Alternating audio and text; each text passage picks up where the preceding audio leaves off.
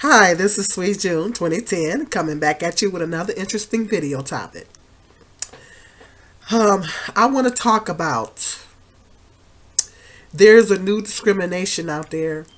Well, it's been around for a while, but not forever. And it's name discrimination. It's name discrimination. When a black person that has an African sounding name, or some people might say a ghetto sounding name, applies for a job.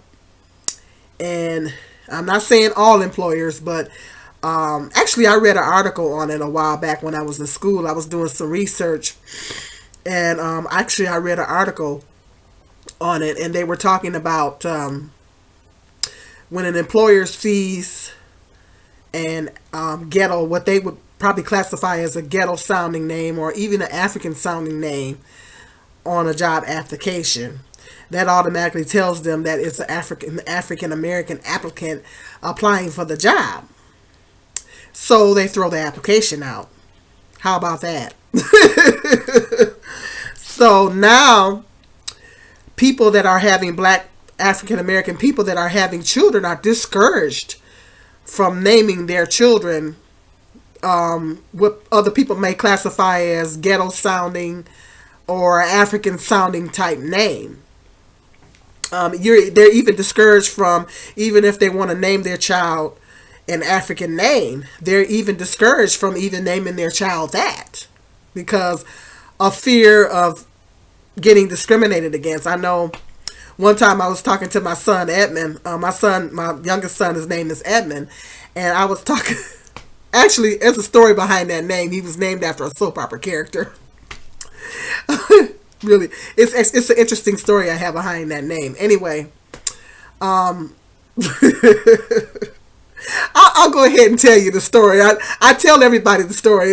It's really an interesting story. Well, anyway, when I was pregnant with him, I thought I was having a girl, and I, like the ladies now, I didn't like to be surprised and find out ahead of time. I wanted to be surprised, and I didn't want to find out ahead of time. So I just knew I was having a girl. I guess I wanted to have a girl so bad that I kind of psyched myself up. I just knew I was carrying a girl, so I had the girl name all picked out and everything, and I didn't have a boy's name. So at that time I used to be hooked on the soap operas. I used to watch all the soap operas on Channel 3, and at the time I was literally hooked on the soap operas. I used to tape the soap operas and come home and watch them when I came home from work. And so I'm looking at the TV one day. I was looking at Guiding Light one day, and they had this guy on there they had this character on there named Edmund. Well, at the time he was like a bad guy on there, and he was a big deal on the show. And so they always talked about him there all the time. It was Edmund this, Edmund that, Edmund this, and Edmund that, because he was doing some things on the show. He was doing too much on the show, and he was a big deal on the show at the time. So they kept saying Edmund this and Edmund that and Edmund this. So I'm watching this soap opera, and I'm thinking, okay, well, it dawns on me. I said, well, I better think of a boy's name just in case this child happens to be a boy. I said, I don't think so. I know I'm having a girl, but just in case I just by chance happen to be wrong, let me think of a boy's name. And I said, and they said Edmund. I said, I like that, Edmund. I said, you don't see too many black boys being named Edmund. I said, I don't know of any black boys named Edmund. I said, that's an interesting name. And I always liked the name Jerome, so I named him Edmund Jerome. So basically, after that, when I went into labor and everything, to make a long story short, when the doctor first pulled him out, he had a head full of jet black curly hair, and she actually, the doctor thought he was a girl too. I said, I knew it, and then I looked down and I seen something black between his legs. It was so funny. You should have seen the look on my face. I was like, they look like some balls to me.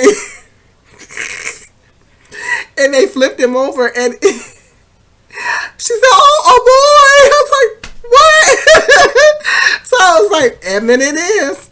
After that, I said, okay, it's Edmund. It is. I think that's just the cutest story. That my son was literally named after a soap opera character. But it comes to find out that name means prosperous protector. So it has a good meaning to it. So it's all good. So basically, oh, okay, I kind of hear something. Anyway, basically, so that's the story behind that name. Well, anyway, to get back to my subject, I was talking to him one day, and I was like, he was talking about how, oh, Mom, he's complaining one day. I don't forget how old he was. He was like, Mom, I hate my name. I said, he said, I'm going to change it when I get older. I said, Edmund, don't do that. I said, don't change your name. You'll get the interview. I said, Edmund, please don't change your name. You'll get the interview. So, my other son's name is Justin. So, they'll at least get the interview anyway. So anyway, back to what I was saying. That's the new discrimination, though. The new discrimination is when they see a black sounding name, like I don't know. Let me throw some examples out there: Chiquisha, or Jaquavius, or LaQuisha, Lakeisha, or some names like that. Some people might classify those as ghetto sounding names, or even African sounding names. Even if they see an African sounding name, that automatically tells them, in their mind, they're thinking it's an African American, and they throw the job application out. Well, I just think that's just horrible. That's horrible. I mean, how are you going to discriminate against somebody because of their name? And, excuse me. I talked about it in another one of my videos when I was talking about, check the video where I'm talking about Raymond Simone, when she was on The View and she made a statement that she wasn't gonna she would hire that she said she would do the same thing. So check that video out where I'm talking about that. And I just, she should be ashamed of herself for saying that. Anyway, I just think that that's horrible. I just think that it's horrible, it's mean, it's evil, it's all that. I mean, how are you going to discriminate against someone because of their name? Their name, it's like what I was saying in my other video, my race does not define me. So, your name does not define you. Your name does not define who you are as a person. It's just your name. And nobody's going to come out the womb and say, don't name me a ghetto name, or don't name me an African name. People have that name. It's because their parents made the choice to name them that, and actually legally, I don't know how much it costs, but legally it costs a lot of money to change your name. You have to go through a whole process to change your name, and it actually costs money to change your name, because you have to legally change your name. So it's not an easy process to change your name. So what my point that I'm getting to is that ever since the beginning of time, ever since the African Americans were taken from Africa and brought on the slave ships and brought here to America, our people have been stripped of our culture ever since. If you guys remember the movie Roots, there was a very powerful scene in that movie. It was this one particular scene in that movie where they had Kunta tied up on the thing, and they was whipping him, and the master was trying to tell him, your name is Toby, and he said Kunta, and every time he said Kunta, the master would whip him again. He said, your name is Toby, say Toby. And he say, no, Kunta. And then every time he would say Kunta, he'd get another lashing. So it kind of went back and forth there for a while. And I kind of thought about it, kind of marinated on that, meditated on that scene one day. And I was like, you know what? I said, Kunta Kinte was trying to hold on to the culture. He was trying really hard to hold on to the culture. To hold on to his culture, to keep his name strong, and hold on his culture, and the slave master was trying to strip him of that, The slave master was trying to strip him of his culture. And he was desperately trying to hold on to it. So that's what that was all about. And you think back, a lot of black people have seen that movie. And of course they did a remake of it. And that's a very, think about it. That's a very powerful and deep scene in that movie, because it's a very pivotal scene in that movie, because it demonstrates how the slave master was trying to strip him of our people, of our culture. That's the very beginning of it. And Kunta Kinte was desperately trying to hold on to it. So it dates back to slavery. They've been doing it. It's been going on since the beginning of time. They've been stripping us of our culture since the beginning of time, since slavery. And I think that this is another way. I thought about it and I marinated on it one day, and I was like, you know what? That ain't nothing but, putting us in a position to where we can't name our children African American and African sounding names. And some people may classify some of those names as ghetto, but those African Americans, we have a culture. We have a culture. And those names are a part of our culture. Every race in the United States has a culture. And they have a name, just like an Asian person probably has a name according to their culture. Unless they were born in America and they were Americanized and their parents decided to give them an Americanized name. But Chinese Americans and, Japanese American, Asian American people, a lot of them have Asian names. So is some of the other races in the United States. It's a part of their culture. It's a part of their culture. That name is a part of their culture, and that's why they have that name. So, some might argue some of those names are ghetto sounding, but those names are a part of our culture, And so, when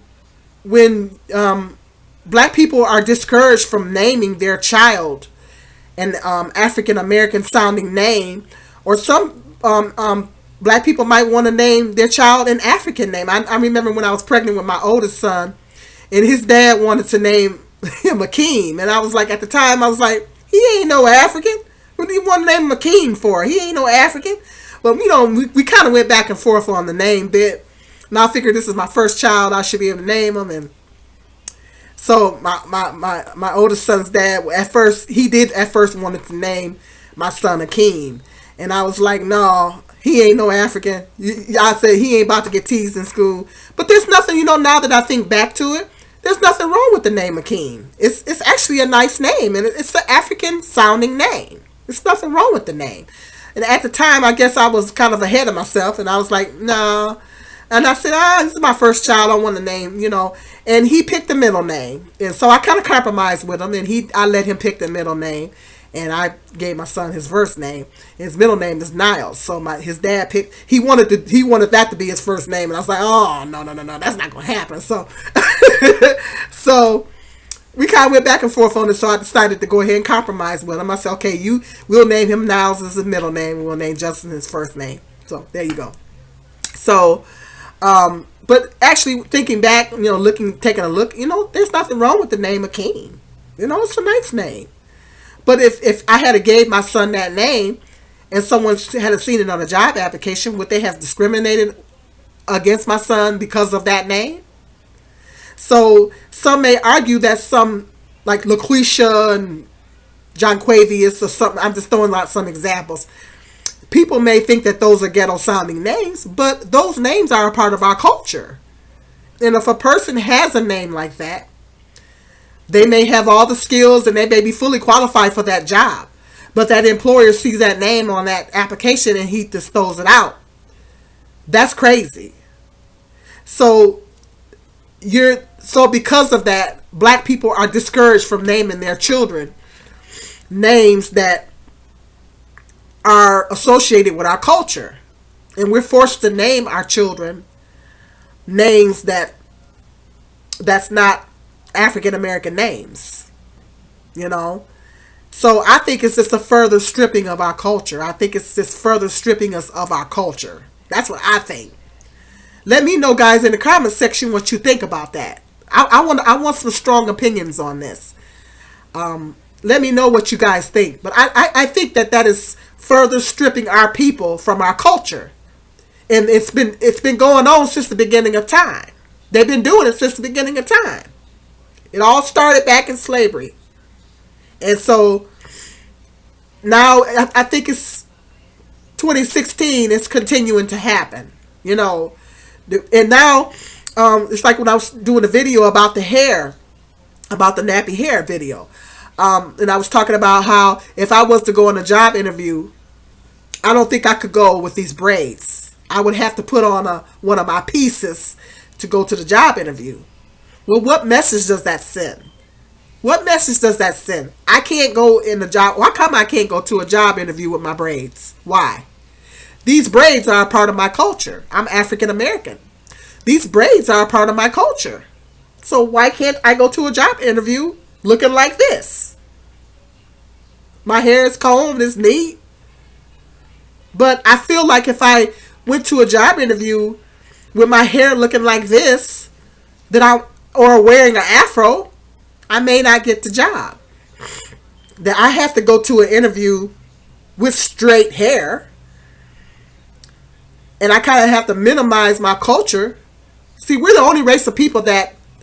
We're actually the only race of people that have to do that. We're the only race of people that have to change the way we talk. We got to change the way we look to assimilate or to be accepted or to even get employment opportunities. We're the only race of people that have to do that. You know, I talked about in my nappy hair video how black women feel pressure to have to wear their hair straight on a job because them wearing their natural hair in its natural state, wearing natural hairstyles is not accepted or not even considered professional. Well, what message does that send? It sends us the message that no, we don't accept your culture. But they accept everybody else's culture. Other cultures get discriminated against, yes. But you wouldn't tell an Asian person that they need to dye their hair blonde. See?